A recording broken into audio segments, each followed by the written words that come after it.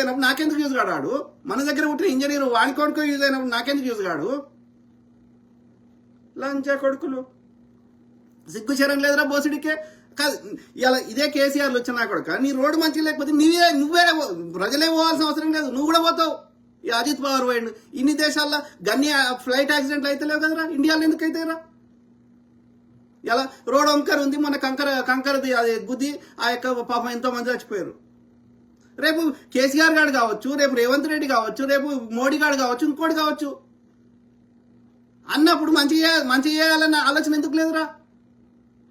నీ ఒక్కని ఇంట్లో లోపల ఉంటే అయిపోయిందా? నీ ఇంటి బయట చెత్త వేస్తే ఇంట్లోకి రాదా? వాన పడితే రాదా? వరదలు వస్తే రావా? ఆ నీళ్ళు పోవడానికి డ్రైనేజ్ అలా తీసుకొని అన్ని చెత్తలు వేస్తే మరి నీ లొందలు అవన్నీ నీ ఇంట్లోకి రావా నీళ్ళు? పద్ధతి అనేది ఎందుకు చచ్చిపోయింది?